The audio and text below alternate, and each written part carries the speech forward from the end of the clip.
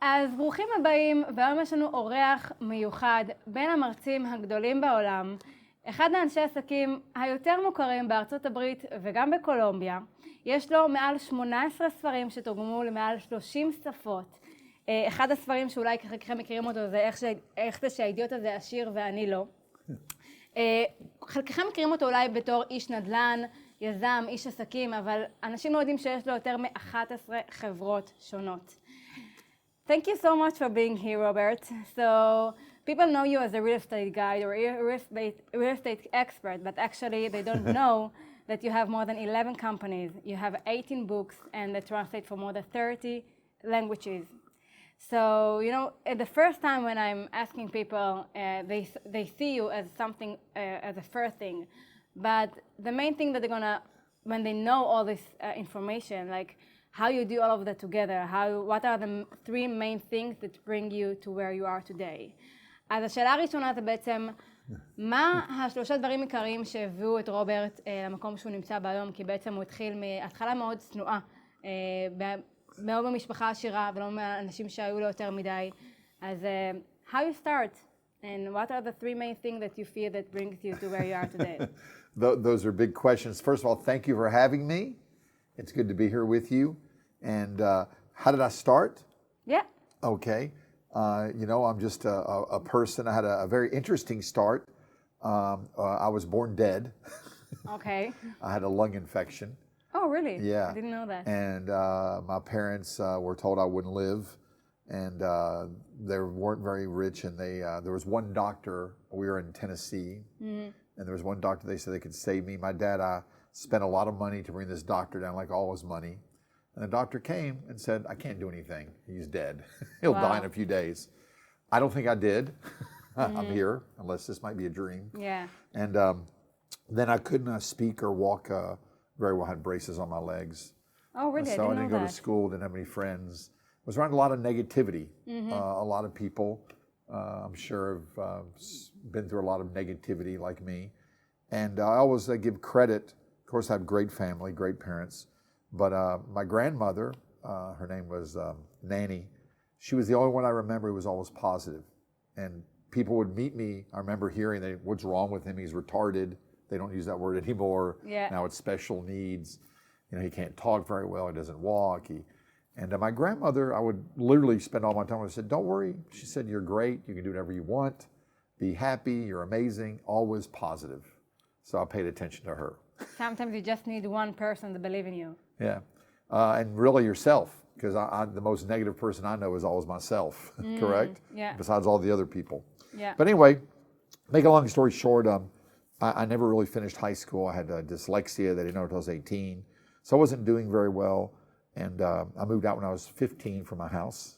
Really? Went out on my own. It was kind of strange. To live alone, yeah. Yeah. But I was always okay. Anyway, how I got started in business really was when I was about 29, I met my mentor, who I was always told you know, you have to have money to make money. You have to be very smart, work hard, suffer. Rich people are in a special club. Yeah. My immediate family wasn't in that club. And I was basically brought up to suffer. You know, my parents and grandparents, like most people, worked very hard, suffered all the time. And that's what I thought. And I believe your life can change in 1 minute. Really? Everything's a decision. So I met this gentleman who had no background, no education. He had 121 properties paid for. His name was Ray. And he was very simple, never finished high school either, started with nothing. And I'm like, wait a minute. If this guy can do this, maybe, I didn't think I'd ever do well, but maybe I could do a little something like he did. Of what he did, yeah. Yeah. And in 1 minute, everything changed.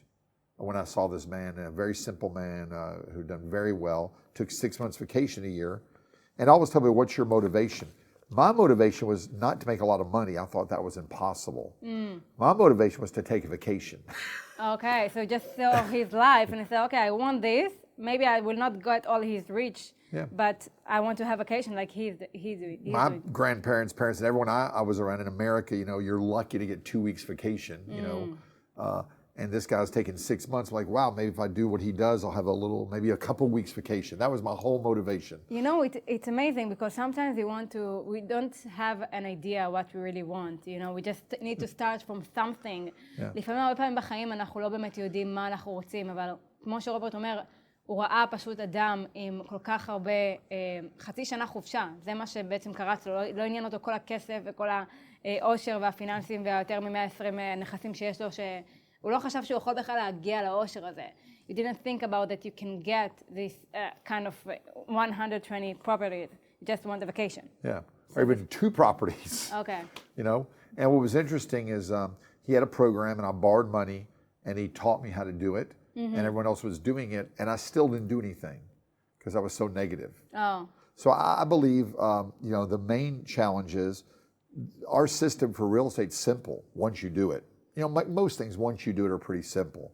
Maybe if you're in high tech or medicine or quantum physics, it's more complicated. Yeah. But, you know, there are a lot of ways to make money, especially in real estate.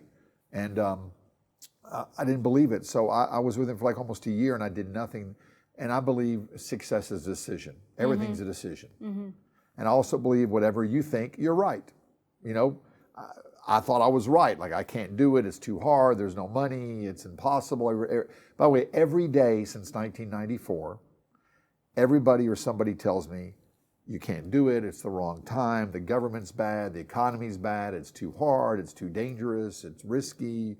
You know, the market's bad. Yeah. There's always some reason. The naysayers, I call it. The poison in your kingdom. That's what right. Every day. I still hear it all the time. Sometimes 10 times a day, 3 times a day, 20 times a day. So my question is, who are you listening to? And I was listening to myself. So the point is I met him completely by accident. My life completely changed. Number 2 is after about 10, 11 months of not doing anything, of seeing him and the other people doing it, I made a decision. I said, what I'm doing is not working. I'm going to let go, get out of my head, and just do what he tells me to do. And within 3 weeks, I got my first property. I had no money. He taught me how to make money partners. Within a year, part-time, I had other jobs. Yeah, we're going to talk about like how you take because you were an employee. Yeah, I worked at a restaurant. I worked at an insurance company. I never made any money. It was horrible. I was working like everybody all the time. And literally within 11 months, I got like 11 properties. Wow. And I was renting them. And all of a sudden, I'm making money. And I really didn't have a job. You know, I had properties. And I was 30 years old. And I'm like, this is amazing. You know, I feel that you really present a different businessman model. Because many people think that, you know, a businessman needs to be like, he is like a hard guy. And you are very easy to talk to. You are humble. You are funny. You have a lot of humor.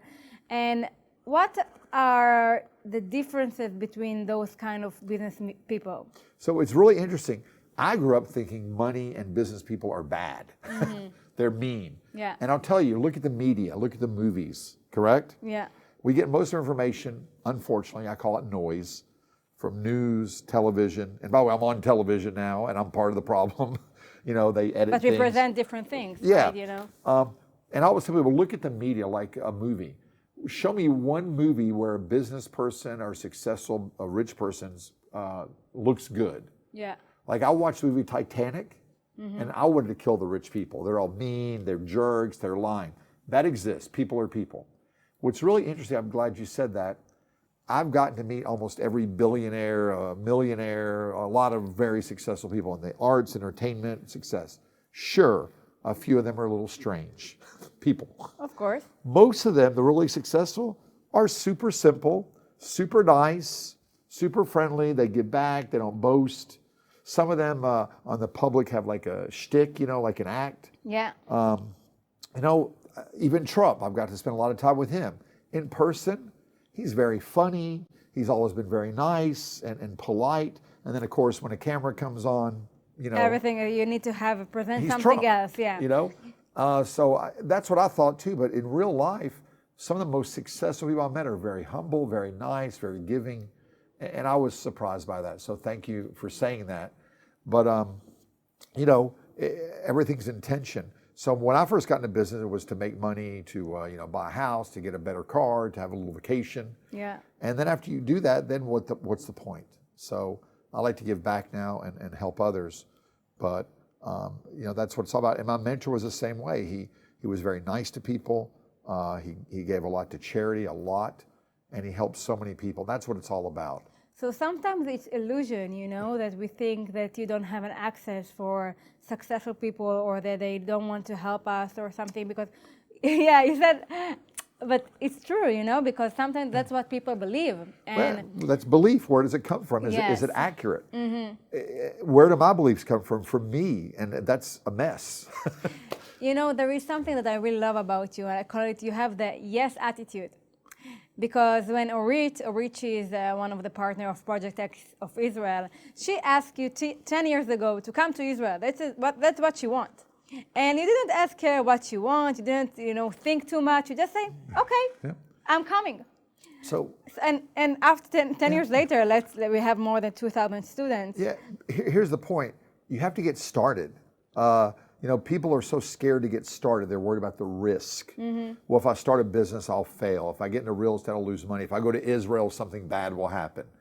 And the real risk is not taking the opportunities. I think every hour, every minute, every day, life is shorter than we think. 10 years has gone like this. Last year seems like a blink. So you have opportunity. What's the risk for doing it? What's the risk for not doing it? So it's an interesting story. I don't look at my Facebook much. I have someone do that for me. I don't type. I'm not that into it. 10 years ago, I look at my Facebook. I never look at it. And there's Hebrew, and it caught my attention because I don't see Hebrew on my Facebook. And I answered back, and this woman, I didn't know who she was, keeps texting the same thing for like weeks. I go, what do you want? I don't understand. She goes, come to Israel. I'm like, okay, and do what? Come and speak. Okay, how, who, when, details. Yes. And she said, don't worry. When people say don't worry, my family says worry. Right? Yeah. And I wasn't really worried, but it was weird. And it went on for a week or two. I'm like, well, when, how much, contract? She goes, don't worry, just come and speak. Then I put it to my assistant, Verena, and she did the same thing. And she says, Robert, there's no details. She says, come, in a month or two. And I said, listen, what's the risk of going? What's the worst that can happen? I'll be in a room, with two people. I was speaking to 50,000 people at the time. Yeah. I'll be with some crazy lady from Israel. What's the worst that can happen? I'll meet some nice people. I like to go to Israel anyway. So what? What's the risk? What's the for worst not thing going? that can happen? Nothing. So I finally said yes, and it's crazy because at that point I was, I have 20-page contracts, and they send the money up front, and she treated me very well. We came and spoke to a lot of people, 200, 300, 400, 500. It was nice. And literally from that, I had no idea. We thought, we'll start a couple speeches, and now we have this amazing community of investors. I never thought of that. When I got into when I got into real estate with my mentor, my goal was to get one property a year for 15 years. So I figured I'm 45, I'll have 15 properties. Great. That was my big goal. Yeah. But you got to get started. I got almost 15 the first year. And then 3 years later, I'm writing books and speaking and having hundreds of properties. But if you would have told me that, I would say you're on drugs. Yeah. It's impossible. How can I write a book? I don't type. How can I buy a few more properties? I don't have any money or credit. But when you get started, amazing things happen. Yeah, when you just say yes to things, to offers. Not each offer, but just to choose them. But do you have another time that you have this yes attitude that really bring you to different places? Ever since I was young, I've always been very curious, which sometimes got me into trouble. Yes. But it's part of life, it's fun. I'm curious. Why not try most things?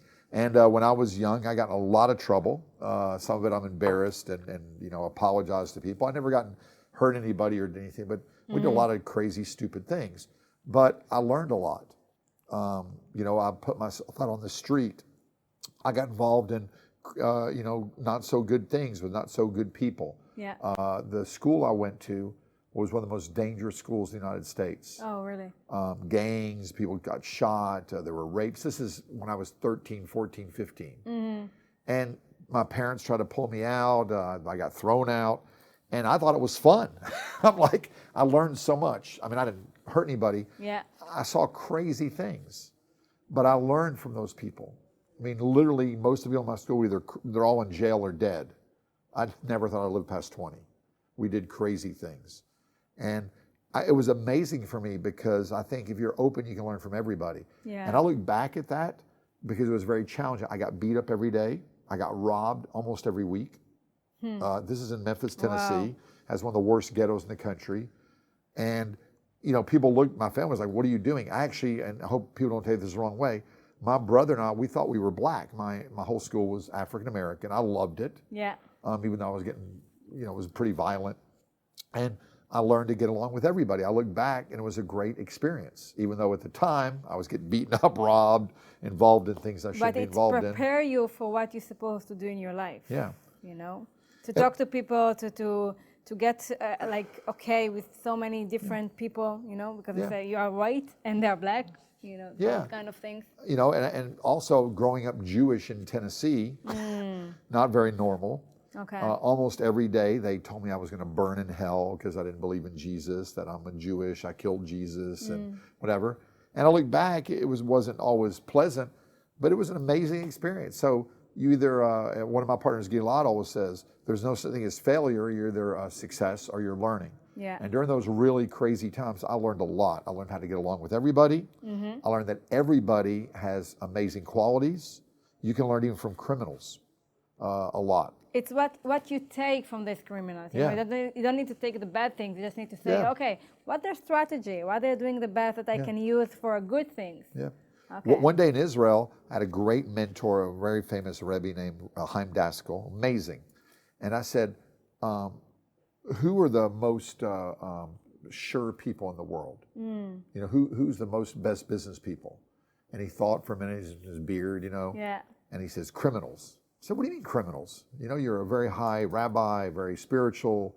And he said, listen, most people don't have 100% confidence. There's always a doubt. You know, I'm 95% the business will work. I'm 92%. Yeah. He said, criminals, you can learn from them not to be a criminal. They're 100% sure they're going to rob the bank, not 95, and 99% get caught. But he goes, you can learn from everybody, even the criminals. And I'm telling you, I learned so much in that really horrible environment. My parents tried to pull me out. I got thrown out, and I just loved it. And to this day, I'm still friends with a lot of those people. Unfortunately, most are dead or in jail, but some have made it. And a couple of them went on to be extremely successful. Wow, amazing. They took the bad behaviors and they just bring it to a good... Yeah. Oh, what's that? You talk a lot about that you can't succeed alone. And you talk about the team, to build a team, to build a peer group. So I want to ask, what do you mean by that, first of all, and how you can do it in your personal life and then in your professional life? Because I feel that there are many entrepreneurs that they are just working alone, and they don't understand that it's not helping them to really to raise up. So I love that question because I thought, okay, no one's going to help me. I'm all alone, pretty much, even though I had a mentor and a money partner. So the first 5 years in real estate, I did everything myself. I found them, I fixed them, I rented them, I managed them, I did the accounting, the bookkeeping. So if you're an entrepreneur out there, write down all the things you're doing. You're probably doing 22 different jobs, marketing, sales, managing yourself. Yeah. And listen, I'm not complaining. I made some money and it worked, but it was very stressful. Why? First of all, most people are only good at 2 or 3 things. I'm probably good at 1 or 2. I'm horrible at accounting. I'm not that organized. You know, I'm not a good contractor. And I did it, and it worked okay, but it was very stressful. So I always tell people, write down 2 or 3 things you love to do in business or not, or I like to talk to people. I'm good with numbers. I like to analyze. Write down 3 things you're not good at. But here's the real secret. We all think we're alone, correct? And I got to quote the Dalai Lama on this. One day I was with the Dalai Lama. I met him by accident in Costa Rica. Wow. And he did an interview. And, you know, there's moments where you hear something that changes your life. Yes. And this guy interviewed him and said to the Dalai Lama, listen, you're always happy and smiling, but think about it. You were a king in Tibet, you know, the king, spiritual king. Yeah. You live in this palace where everyone's taking care of you. And the Chinese come and they throw you out. You had to escape. They destroyed everything, your family. They killed people, you know, whatever the politics are. And you had to walk hundreds of miles to the thing. And now you're a refugee in India somewhere. You know, that's horrible. What do you think about that? And he goes, well, some bad things happened, but he goes, it was all amazing. He goes, if that would have never happened, I would never be here talking to you. Wow. And I'm like, excuse me? Such an attitude. And he goes, think of all the things that had to happen and all the people that had to do all these things. And right now I'm here talking to you, which is an amazing moment. So whatever you do, you're not alone. If you're using a computer, someone built it. If you're talking on the phone, someone put the phone lines. If you're using internet, we're all interrelated. There is no such thing as me. Correct? Wow. So you might think you're by yourself, but it's impossible. I mean, the food you eat, think of all the people. Whenever I eat food, I'm like, I grew up on a farm a little bit. I'm like, just to eat this food, this is amazing. All the things that had to happen perfectly for the vegetable to grow, someone to farm it, someone to ship it here, someone to store it, someone to bring it to me. I had to go to a place and buy it. Probably 1,000 people were involved in bringing the carrot or the potato or the schnitzel, whatever you like, to me. So sometimes it's in your head that you're alone, but you don't understand that everything that you are doing every single day, it's involved with more people. Right. So consciousness, everything's consciousness. So if you're conscious, I'm all alone and the world's against me. I've thought that, in business, the government, the taxes, the competitors. And then I realized that I'm the only one against me. And if, I always believe that once you're on the right path, God, light, the universe, Hashem, the whole world comes and helps you along when you're doing the right thing. And I've tested this. So I'll help you out. Yeah. When I was younger, I did not the right things. And I can assure you that there's something out there that takes care of me, because when I wasn't doing the right thing, I was stopped. Okay. And you have to be aware of the messages. Yeah. What do you mean about the messages? Well, for me, I was in a car that went off a mountain. I was not doing such great things. I had a bad attitude. And you can say it was an accident. It was an accident. I wasn't responsible. I wasn't speeding, but it was the worst day of my life. Thank God it happened when I was about 16. I flipped a car off a mountain. Wow. In my opinion, looking back, at the time it was the worst thing that ever happened. It was messages. I call it whispers.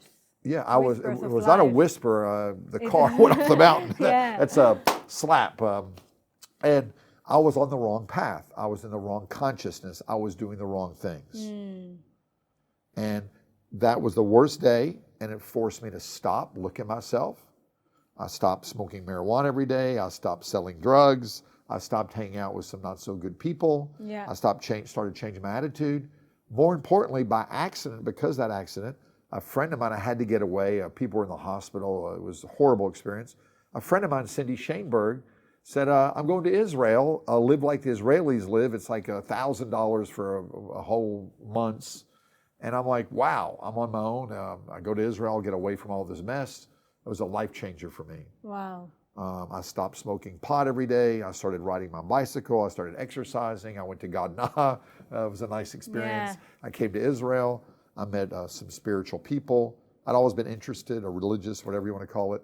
And everything changed. If not for that accident, I don't know where I'd be. I would have been on the same path. So I think we get messages. There's miracles every day. We're just not aware of them. And you have to listen. Let me just translate it. So, מה שבעצם רוברט אומר פה זה שהרבה פעמים יש לנו כמו לחישות וסימנים בחיים ששמים אותנו אם אנחנו בנתיב הנכון לנו בחיים או אנחנו בנתיב הלא נכון בחיים שלנו. וכשאנחנו בנתיב הלא נכון יש לנו כל מיני, לא קרה תאונה או של תאונת רכב שעפה מהר, אבל זה יכול להיות כל דבר כזה או אחר שבעצם אומר לכם, היי, אתם לא בנתיב הנכון לכם. והוא אומר שדווקא כשאתה עובר לנתיב הנכון, פתאום היקום מתחיל לעזור לך, הוא נותן לך את האנשים הנכונים, הוא פתאום מראה לך את הדרך, הוא נותן לך את המנטורים הנכונים במהלך הדרך. אז אם אתם לא בנתיב הנכון, תלמדו לזהות את זה לפי הסימנים שנותנים לכם, וכשאתם תהיו בנתיב הנכון, אתם כן תלמדו איך להיעזר בעצם במנטורים, ואיך, כמו שהוא אומר, אי אפשר להצליח לבד, אז איך ללמוד את הצוות שלכם נכון. בין אם זה בנדל"ן, בין אם זה בחיים עצמם. What do you talk about team in your personal life? Because I feel that people, they understand that they need like a mentor, they need someone that guide them, but they don't know how to find it, and they don't know, and sometimes they don't have the money to pay for that. Right. What are the practical way that you can tell them? So, my best mentors have, first of all, have been free. most of them. Wow. It could be an uncle. My uncle Saul, my uncle Morris were great mentors. My dad later in life, early in life, I didn't listen to him. My mistake, a great mentor. There's always people around you who can mentor. I had a great rabbi who was a mentor, an employer, a professor. So a mentor doesn't have to be like a coach you pay. However, you have to respect their value. Yeah. So I'd always ask them, well, what can I do for you? How can I help you? You can cut their grass, you can cook them food, you can bring them a present. There has to be an exchange. Okay. Right? Yeah. So, yes, some of the best life coaches charge a lot of money. That's okay. But we all need someone to guide us. I always tell people, you got to put your hand like this. Somebody help you get up, and then when you get up, you have to put your hand and help somebody else. Oh, amazing. You need to continue the flow, the circle of... Correct. Yeah. My grandmother, my grandfather, family, I had amazing, my cousin is still a mentor to me. He's Dr. Ken Shemin, amazing mentors. My cousin Vicky, they're all amazing. I've learned so much from them growing up. My big brother, Randy, if you listen. So a mentor doesn't necessarily have to be someone pay an hour every week. Yeah. What was interesting, my mentor right now, I was mentorless. I always have one or two mentors. Okay. If you want to learn to play guitar, find the best guitar player. If you want to play tennis, find the best tennis coach. Correct. And pay them, please. Yeah. I was standing on the corner a year ago in Miami, thinking, I don't have a mentor. To get to the next level, whether it's spiritual, business, I need a mentor. I run into a good friend of mine, Dave Van Hoos. He's a speaker, real estate, a famous guy in America. I run into the corner. What are the chances of Miami? Miami's a big place. And I'd seen him a few months earlier. We're very good friends for 20 years. Dave doesn't mind me saying this. 6 months earlier, he looked horrible. I said, Dave, he's a speaker. He was an athlete. He's a famous guy, teaches others. He said, Dave, are you okay? He says, no, my back, I can't stand up. I can't even stand up to give a speech. My girlfriend is a horrible relationship. Business is not so good. I'm sick. And he didn't look good. I tried to help him a little bit. He's a good guy. I didn't see him for 6 months. Ran to the corner. He looks 10 years younger. I literally thought he got plastic surgery. I said, Dave, well, you look great. What'd you do? Get a surgery or something? He goes, no, I have a new mentor named Marty. I'm like, what do you mean? She showed me how to fix my body, how to fix my relationships, my business. Everything's going great. I'm like, wow, you look different. And I hate when people do this. They get on the phone and they're talk to this person. Have you ever had that happen where they put them on? Of course, I don't like when people do that. I'm not sure that I want to talk with him. Yeah, I didn't ask to talk to anybody. I'm just talking to him. He says, talk to her. And I'm like, oh, I hate when people do this. Okay. And I talked to her for 2 minutes. And I said, she's my mentor. So ask, can you receive? You have to be ready and be open. Yeah. That's how I found my last mentor, on the street corner, talking to a guy. Wow, amazing. So sometimes you don't really need to look for and to pay a lot of money. You just need to be ready to receive and to ask from the universe, I feel, and then to pay attention for the opportunity, probably. Everything's energy and consciousness. So when I was having negative energy and negative consciousness, a lot of negative things happen to me. Yeah. I've tested this. And when I have a positive energy and positive consciousness, and more better things seem to happen. Let's talk a bit about family issues. Because you say that even after 10 or 20 years, your family tells you, okay, real estate is dangerous, let's come back to your employee things. And I feel that there is a bit conflict between people who live in their past, like, where they come from, to where they want to be, to their future. And I don't know what to do with that, אני רק אתרגם, הרבה אנשים רוצים לעשות איזשהו שינוי בחיים שלהם. ויש את העבר שלנו, בעצם מניין בנו, את המשפחה ואת הערכים, ויש את מי שאנחנו רוצים להיות, את אני העתיד הגדול שלנו. והרבה פעמים יש קונפליקט בין שני המקומות האלה. איך אני מצד אחד מתפתח למקומות שכנראה אף אחד במשפחה שלי לא נמצא שם, אבל מצד שני יש לי גם את המשפחה ואת החברים שקצת זה מוזר להם כשאני הולך וגדל ומתפתח לתחומים אחרים, וגם יש להם הרבה פעמים מה לומר. So how you what you can do about the conflict, like the past, where you come from and where you want to be in the future. So everything's programming. You mentioned family. I love my family. I always tell people they're constantly entertaining me. Oh, nice. This is a good Right? one. Sometimes it used to bother me. Now it's not a bother, it's like a television show. I love my brother. I talked to him last night. He goes, where are you going? I said, I'm going to Israel. He's like, don't do that. It's dangerous. You shouldn't travel. You should get on a plane. It's too crowded. There's still the corona. Now we have the monkey virus, the something else. And he thinks I'm crazy, right? Why? My mother and father, and my mother till the day she passed peacefully 5 years ago said, listen, Robert, you need to get a job. I'm like, why? She goes, well, you don't have an office. You need health insurance. You need a job with a big company. What you're doing is bad. I'm like, well, After how long time you doing the real estate for? 20-something years. Yeah. And they've seen some of my successes on the front page of the paper, or winning awards, where my beautiful home. But because of her programming, she, like many people that are listening, she grew up very poor. My grandmother escaped the Nazis and left, and they suffered, and they had nothing. And back then, banks were bad, the government was bad. They had a lot of problems. Then they came to America, lived through a depression, which was very tough. So in their minds, the only way to get ahead is go get a job with General Motors, or sit in office, or be a doctor or a lawyer. Yeah. And they never understood that I didn't have a real office or a job, that I'm self-employed. And it bothered them, because in their minds, they think that's risky and dangerous. They also thought borrowing money was bad, because banks are bad. In real estate, if I borrow $100,000 and I at 5% and I rent it at 15%, it's a great business. Absolutely. Right? It's all what you do with the loan. Yeah. I'm not borrowing the money to go on cruises and buy cars that don't go up in value. So that's the reason I'm asking you, because I know that your family have a different programming from where you are now. Most of them don't understand what I do.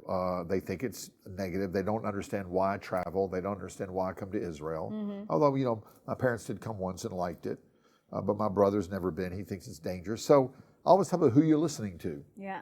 And my mother, what are they experts in? My mother was an expert homemaker. She made the best green bean casserole, the best dinner, the best Thanksgiving dinner. But for business and money, she's not an expert. But of course, everyone wants to express their opinion. Yes. So I always tell people, who are you listening to? I used to listen to myself. Worst advice ever. I'm not an expert in most things. Yes. Where are the thoughts coming from? Number two, I listened to my mother and my father and my aunt and uncle, who knew nothing about, some of them, about business. Yes. But we listened to them. So you got to be very careful who you're listening to. And I'm not going to argue with them. I used to argue with them. No, you're wrong. And I try to convince them to change. Yes. No one can change this they want to. So I learned to be quiet, listen, and say the reason they're saying that is because they love me. And in their mind, they're trying to help me, even though it's completely insane. Right? They want to take care of you. Yeah. So that's how you have to look at it. It's all consciousness. My mother was always worried about me. She's probably still worried about me. Yeah. But why is she worried? Because she cares about me. But I used to argue with her. So it's really to understand that your family and your home want to make sure that you're okay, you're in your comfort zone, and everything will be okay for you. But they are not your mentors. They are not Correct. Their opinions on advisors. business and real estate and money are worthless. What the moment you understand that you can't listen to them anymore? Well, I'm still working on it. Okay. It's It's an honest one. It's families will press your buttons. Yeah. It took me a long time. And then what I did is I asked them, I said, listen, you don't have to like what I'm doing. You don't have to agree with it. But just, if you care about me, give me the space to let me try. Don't go negative on me. Okay. Right? And what they said? They said, that's a great idea. And they said, but don't do it. It's too dangerous, whatever. It works a little bit. Nothing worked perfect. But I'll tell you what made me feel better. I like to give examples. I've gotten to meet Bruce Springsteen, the very famous rock star. And he was telling me he never finished university. He went for like a year to some small university in New Jersey, and they actually voted him out. The students thought he was so weird, they threw him out. So he never finished. And here's one of the biggest, most successful rock stars in the world. has a mansion, unbelievable amounts of money, best-selling records. And he told me something one day. I heard him say, he said, my mother, who's a great mom, says, Bruce, this rock and roll thing may not work out. You need to go back and get your college degree. And he's like, Mom, I'm okay. And that's what moms do. Yeah. I have a son, and I try to be open-minded, but I worry about him with certain things, and I try to be good with my opinions. So actually, the solution is really to understand that your family care about you, and they love you. They want to make sure that you will get okay in your life, but sometimes they don't have your own dreams, they don't have your dreams, and to really understand that, and then to find different mentors that brings you to where you want to be, right? Even most people in real estate, they're in a different type of real estate. They're in retail, the realtors. Mm-hmm. They tell me every day, you can't do it, the market's too bad, it's too expensive, it's too dangerous. And if you hear enough of that, you won't do it, whatever business you're in. Mm-hmm. So again, I always ask the question, who are you listening to? Is it noise or is it reality? Then you find someone, even here in Tel Aviv, there are people today making money in real estate. Yes, it's expensive. Yes, it's, there's challenges. It's not super easy. And if they can do it, you can do it. Artists, I help a lot of artists. Well, artists are broke and miserable and you have to suffer. I'm like, well, I know artists who do very well. So if they can, you can. And I think we have to see somebody doing that. Yeah, to actually believe that we can. Right. Mm-hmm. Who are you modeling? Who are you copying? For many years, I copied my broke, miserable friends. Mm-hmm. And I was broke and miserable. Absolutely. Yeah. Pretty much. Yeah. So who's showing you how to do it? By the way, if you hire me to be your soccer or tennis coach, it's not going to go very well. Yes. I'm not any good at soccer or tennis. I like it, but I'm not going to help you. But if you go get someone who's amazing at soccer, tennis, or guitar, and they know how to teach, you're going to learn it. So again, who you're listening to, most of us listen to the wrong thing. Mm-hmm. You mentioned a lot about spirituality in business. And I would like to talk about that because there is an interesting story in page 59 I'm going to tell to the people. But why do you feel that connection between spiritual and wealth and how it come together? To me, everything's connected. So we are spiritual beings. Everything is energy. And again, I'm a good example. I've tested things for you. I got into real estate and I did make some money. And I didn't keep it. Why? Because I don't think I had a spiritual religious basis for it. I had the wrong intentions. I was trying to make money to make more money, and I got a little addicted, a little ego, right? Wow. And think about it.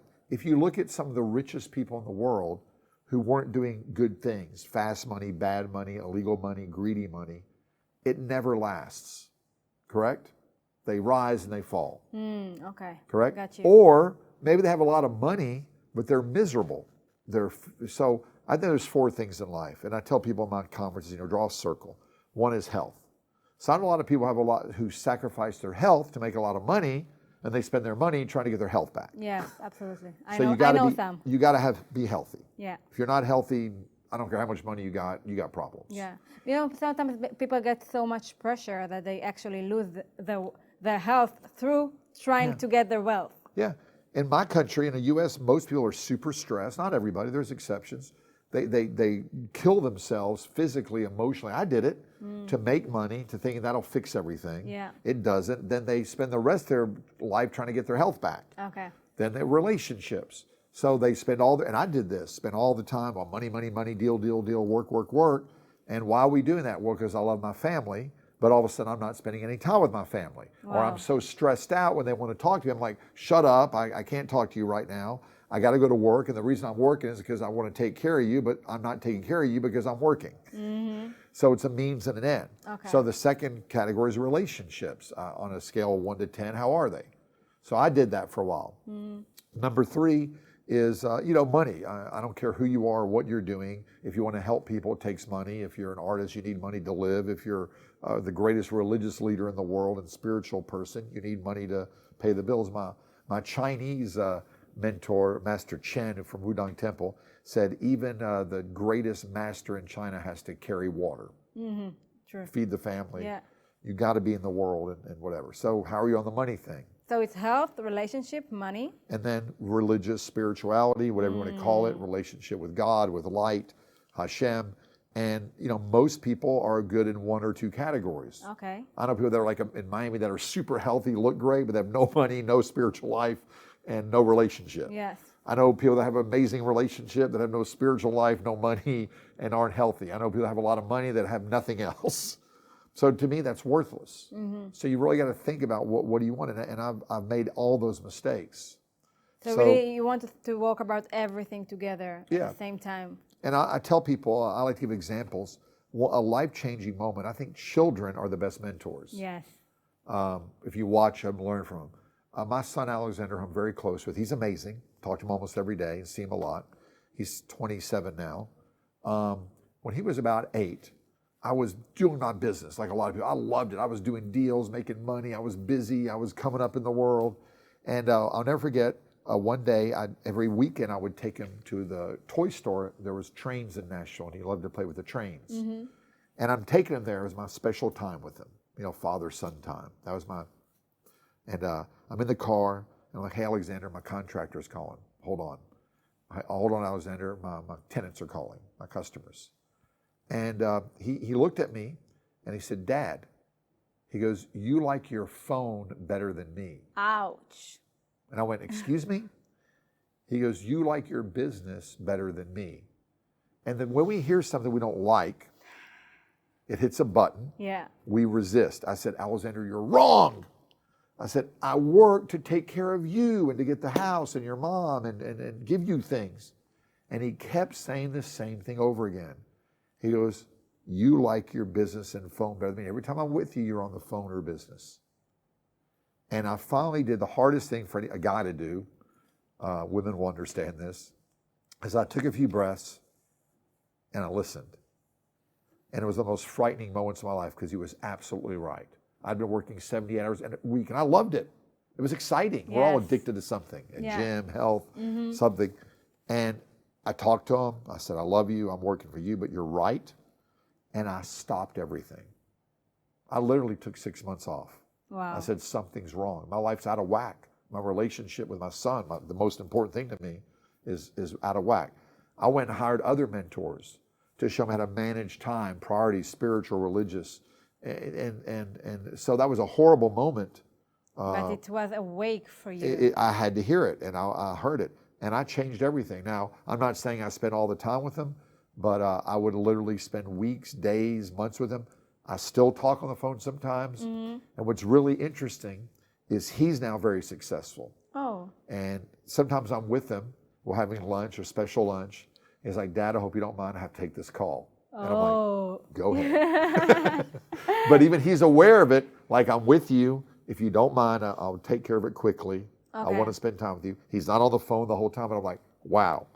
It's now, you know, he's doing it to me a little bit. And I'm sitting there going, I want to spend time with you. I flew to Miami to, you know, but I understand. And he's cool about it. And we spend a lot of quality time together. And, you know, the average, I don't have my phone with me, person looks at the phone 1,200 times a day. Oh, it's crazy. Yeah. It's crazy. I'm still guilty of it. It's crazy. I'm in a, you know, a special meeting, relationship, like, hold on, I got to take this call. We really don't. That's a very basic thing. But without the religious, spiritual, what are you really doing? What's it all about? Why am I here? What are my priorities? For most of us, most every day, it's work, money, pay the bills, which we have to do. Yeah. And my thing is, there's more to life than that. And how am I going to do that? I want to talk about a very special moment that I just read in your book. It was it's called the belief story that's worth $1 million. You said that just when you start as a speaker, someone hire you for seminar for 3 days, and you said they tell you they're gonna be 300 people in the seminar, and they promise to pay $500 for each person. It's about $150,000 for 3 days. Not bad. So, not bad. So you book 300 books, workbooks, DVD, and everything, and you send them. You book a flight, and you went to the seminar. Now I remember very well. When you arrived there, you just discovered there are going to be 3 people. There were 3 people. And And actually, I'm still in contact with 2 of them. wait, the president say, okay, I will cancel the seminar. I will understand that you will not work with me again. I'm so sorry for that. And you said, no, there are 3 people that came here and they do it along the way, and you just concentrate on those 3 people. And tell us what happened after that. So that was Sam and Bill Zanker. Bill Zanker is an amazing guy, changed my life. That changed my life. He's the founder of the Learning Annex. And I think I did a speech for them in New York, and it went okay. And they said, listen, you got to go to LA. We'll have 300-500 people there. We'll pay you this money. You sell your courses. We'll make a fortune. You'll help people. Yeah, amazing. And I went out there, and there were literally, there were 2 people in the audience. The third one came late. Okay, wow. By the way, I'm making a speech, this beautiful theater they rented, a beautiful theater in Hollywood. And there's room for 500-800 people, and 2 people are sitting there, something like that. And I'm 2 hours into my speech, and this woman walks in and walks right in front of me, like right in the stage, and sits down like going, wow, in Hebrew we say chutzpah, Yes. Who is this woman? Her name's Tamara. She later became a very important relationship for me. She's an actress. Yeah. We were together for many years, a life changer. And you choose to do the seminar like we have 300 people in the audience. Another woman who came was mentally ill, and she stalked me for 10 years. Literally, like really not healthy, but she's still in touch with me. Yeah. And there was some other guy there. So I said, listen, there's 3 people here. They came here to get education about money and real estate. I'm going to give them the best seminar they ever got. Now, that's something my grandfather, my great uncle Will Shemin taught me. We're Shemins. You do the best you can. You take care of people. You go above and beyond. Amazing. Whether it's 1 person or 100, whatever job, however low it is, whether you're cleaning tables or Amazing shoveling attitude. manure. That's Will Shemin. He won the Medal of Honor. We passed the Will Shemin law. That's how I was brought up. My neighbor at that time in Nashville was Garth Brooks, who's one of the most famous country musicians in the world. He sold more records than almost anybody, including like Michael Jackson. And one day I was talking to him. He said, Robert, I used to play in bars. I'm very famous now. And he said, when I play a concert, whether there's 1 person or 100,000, I give the best I got.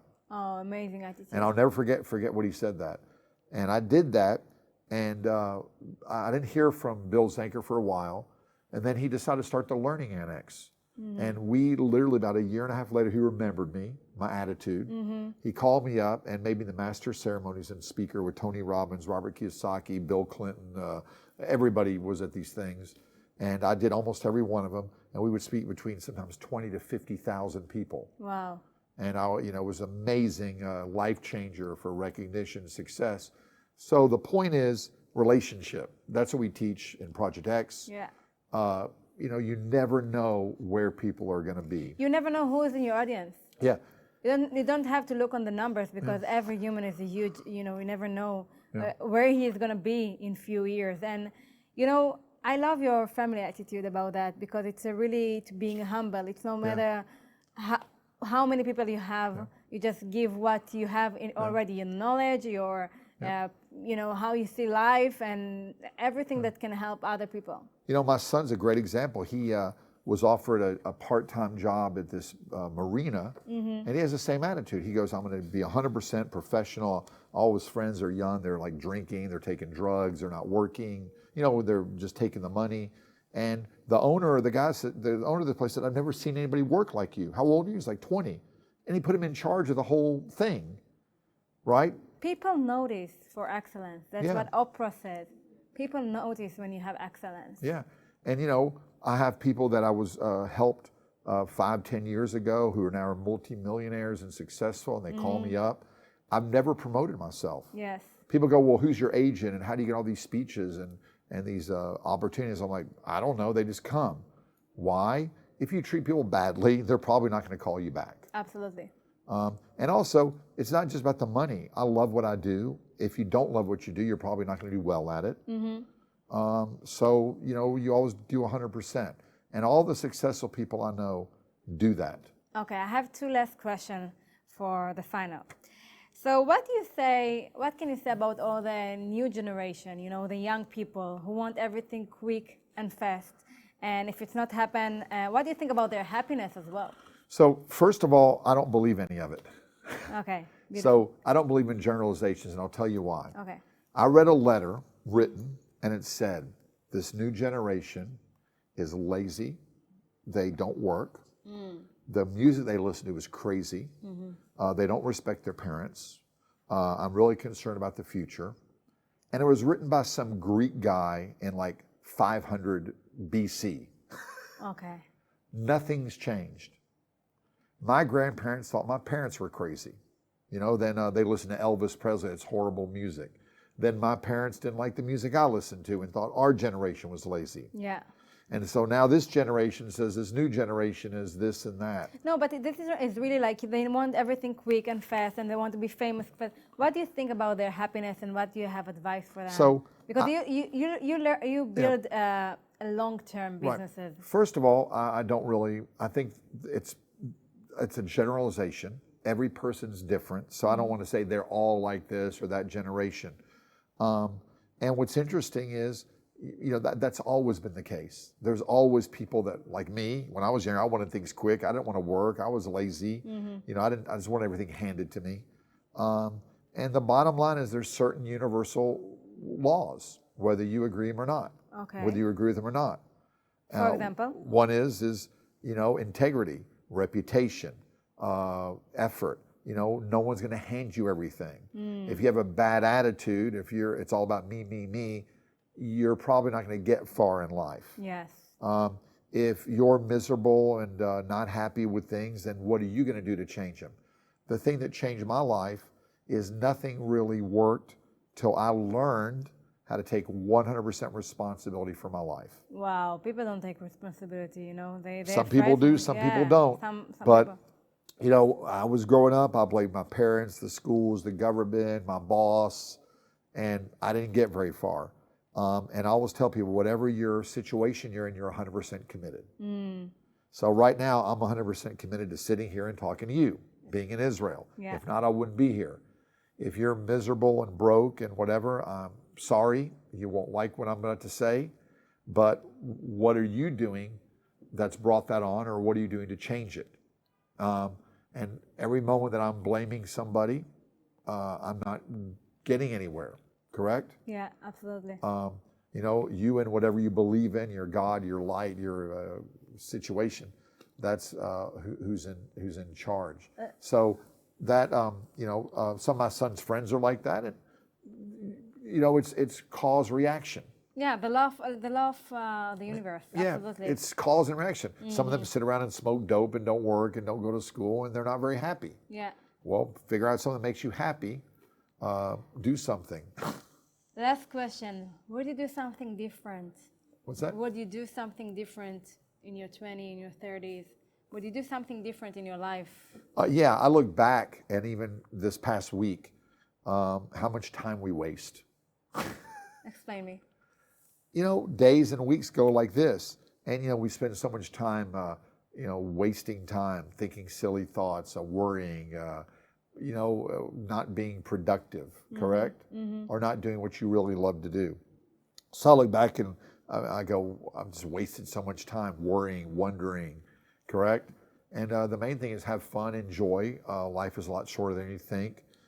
Do something productive. And for me and for most people, the most rewarding thing is helping others. Money's good, business is good, that's really what it's all about. The contribution that you feel after you give others from what you have, if it's money, if it's experience, if it's knowledge, and that you just pass it through them. And then the other thing is always we're contingently happy. Well, when I get some money, I'll be happy. When I find the right woman or man, or when I go here or take this trip. And you might as well just be happy right now, whatever you're doing. Yeah. And all that other stuff will come, and you can enjoy it more. But I was always the next thing. What's the next thing? What's the next thing? Being in the moment, wow. All we have is right now, so might as well enjoy it. I got in a taxi to come here from the hotel. Yeah. And I had one of the best times of my life. The taxi driver, Shmuel, was singing. His English wasn't so good. My Hebrew's not perfect. And we're singing together. Wow. Such And a he's just a moment. happy guy. He's driving, in my opinion, he doesn't have the greatest job in the world. I'm whatever. But he's enjoying the moment. He was funny. We're laughing. And that's what it's all about. I always say that happiness is a choice. Yeah, you and can it's also choose it contagious. every single moment, Yeah. That's what you feel. And if you're smiling, the world's smiling with you, and you're happy. And whatever you're doing doesn't matter where you are in life. Just enjoy the moment. And it was a 25-minute ride. It was awesome. It was great. Such an amazing story. So enjoy yourself. Relax. Don't worry so much. And as my mentor would always say, it's going to be all right. It's going to be okay. And with that attitude, it will be. So that's what it's all about. All we have is right now. All we have is where you are. So why not enjoy it if you can? Robert, thank you so much for your time. I'm sure that so many people that will watch it, will have different attitude and aspects, and I hope they're gonna have change if they want, of course. And thank you for your knowledge and for your experience and for sharing that. Yep, and thank you. I always appreciate being here because there's no reason I should be here. I remember when I was 17, I was a homeless, redneck, not so bright person from Tennessee, was wandering the streets of Israel with nothing. And I can't believe now that I'm here talking to you. I'm on an interview. So, you have no idea where life can take you. So enjoy the ride. Thank you. תודה רבה שהייתם איתנו חברים, ואנחנו נתראה בפרק הבא.